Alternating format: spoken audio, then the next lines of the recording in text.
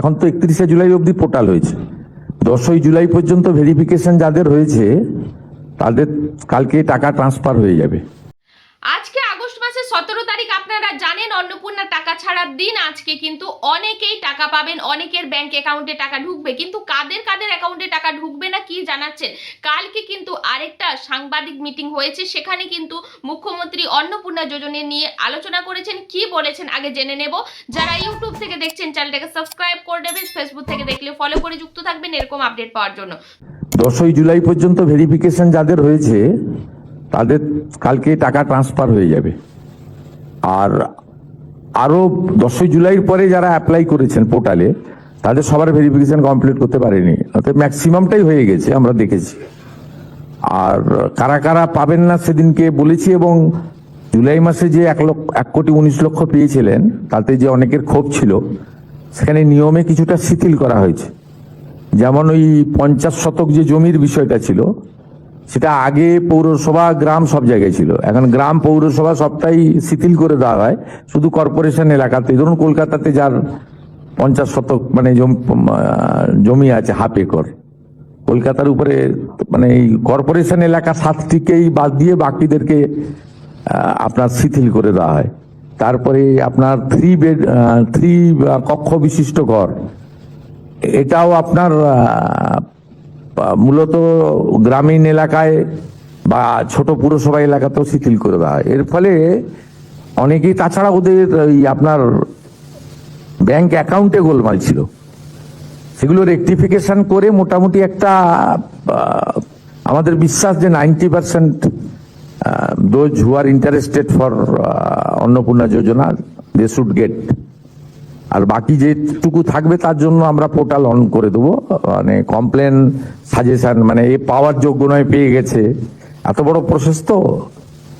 Approx আপনার 1,80,00,000 কাছাকাছি application, এবং মেজরটাই আমি পাওয়ার মতো জায়গায় আছে।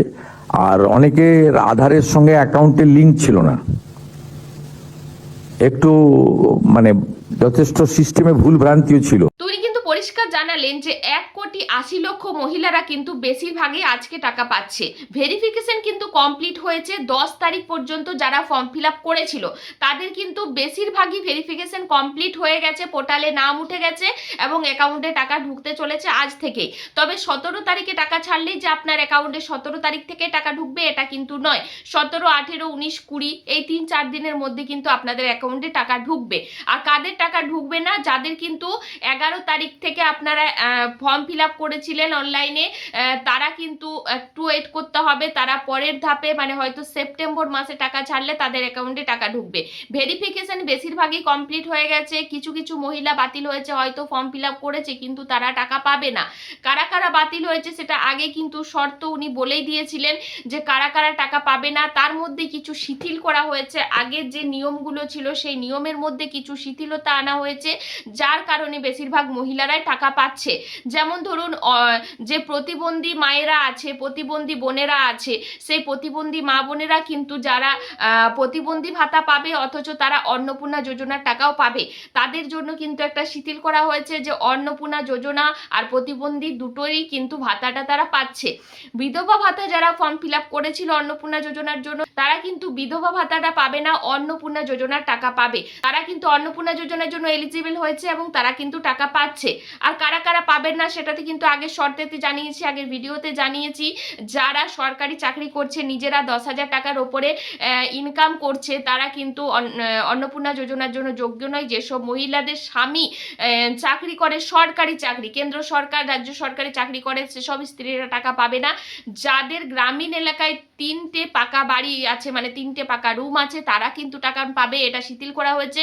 যাদের 50 ডেসিমিল জমি আছে গ্রামীণ এলাকা বা পৌর এলাকাতে, তারা কিন্তু টাকা পাবে। কিন্তু যাদের কর্পোরেশন এলাকাতে 50 ডেসিমিল জমি আছে তারা কিন্তু টাকা পাবে না। যাদের স্বামীরা সরকারি চাকরি করে, এটা বলেই দেওয়া হলো, গ্রামীণ হোক বা শহরের হোক, যারা সরকারি চাকরি করে তাদের স্ত্রীরা পাচ্ছে না। তবে আপনাদের হাজবেন্ডদের যদি কন্ট্রাক্ট বা কোনো চুক্তিগত ভিত্তিক অস্থায়ী চাকরি হয় তাহলে কিন্তু আপনারা টাকা পাবেন। তবে নতুন করে আরেকটা পোর্টাল চালু হবে, যেটা হচ্ছে কারা যোগ্য কারা অযোগ্য যোগ্য সেই পোর্টাল চালু হবে, যেখানে আপনারা অভিযোগ পোর্টাল, সেই অভিযোগ পোর্টালে আপনারা অভিযোগ করতে পারবেন। যারা যোগ্য নয়, কেউ যদি ভুল তথ্য দিয়ে টাকা পেয়ে থাকে, সিস্টেম যদি না ধরতে পারে, সেক্ষেত্রে আপনারা অভিযোগ করতে পারেন। তারা কিন্তু ভেরিফিকেশন করার পর তার টাকা বাতিল করবে, তার টাকা বন্ধ হয়ে যাবে। আবার কেউ যোগ্য হওয়া সত্ত্বেও কেউ যদি টাকা না পেয়ে থাকে, আপনারা যদি সেই অভিযোগকে জানান, তাহলে কিন্তু তারা ভেরিফিকেশন করে তার পোর্টালে নাম তুলে দেবে এবং অন্নপূর্ণা যোজনার জন্য সে এলিজিবল হবে। তো এই যে শর্তগুলো দিয়েছে, এই শর্তর মধ্যেই কিন্তু আপনাদেরকে থাকতে হবে, তবেই কিন্তু আজ থেকে অন্নপূর্ণা যোজনার টাকা আপনাদের অ্যাকাউন্টে ঢুকতে চলেছে। আর যারা এখনো পর্যন্ত ফর্ম ফিল আপ করতে পারেননি, পোর্টাল বন্ধ হয়ে গেছে, পরবর্তীকালে হয়তো ঘোষণা করলে ফর্ম ফিল আপ হবে, তখন আবারও কিন্তু আমি জানিয়ে দেব। যদি নতুন করে আবার ফর্ম ফিল আপ শুরু হয়, তবে এখন কিন্তু আপাতত পোর্টাল বন্ধ আছে, যেহেতু প্রচুর ভেরিফিকেশন কমপ্লিট হলে হয়তো পোর্টাল শুরু হবে। যারা এখন স্ট্যাটাস দেখতে চাইছেন, তারা কিন্তু আজকের দিনটা অপেক্ষা করে নিন, কারণ আজকে টাকা দেওয়ার ডেট। টাকা যদি 2-3 দিনের মধ্যে না ঢোকে, তাহলে হয়তো আপনারা বিডিও অফিস গিয়ে একবার আপনাদের স্ট্যাটাসটা চেক করতে পারেন, যে আপনাদের স্ট্যাটাস কি অবস্থায় রয়েছে, সাবমিট নাকি। আপনাদের এই যে মুখ্যমন্ত্রী শুভেন্দু অধিকারী, তিনি কিন্তু জানালেন যে অনেকের কিন্তু ডিবিটি লিঙ্ক করা নেই। আপনাদের যদি ডিবিটি লিঙ্ক এখনও করা না থাকে, তাহলে অতি দ্রুত সম্ভব আপনাদের ব্যাংক অ্যাকাউন্টে ডিবিটি লিঙ্কটা করিয়ে নিন, না হলে কিন্তু টাকা ঢুকতে প্রবলেম হবে। তো এই ছিল পুরো ভিডিও। অবশ্যই ভিডিওটা প্রচুর শেয়ার করে দেবেন, জনস্বার্থে প্রচার করে দেবেন। অবশ্যই ভিডিও ভালো লাগলে ভিডিওর লাইক কমেন্ট একটা শেয়ার করে যাবেন। কাদের টাকা ঢুকছে না ঢুকছে তারা অবশ্যই কমেন্ট করে জানিয়ে যাবেন। কারা ফর্ম ফিল আপ করেছিলেন 10 তারিখের আগে, সেটাও আপনারা কমেন্ট করে জানাতে পারেন। ধন্যবাদ।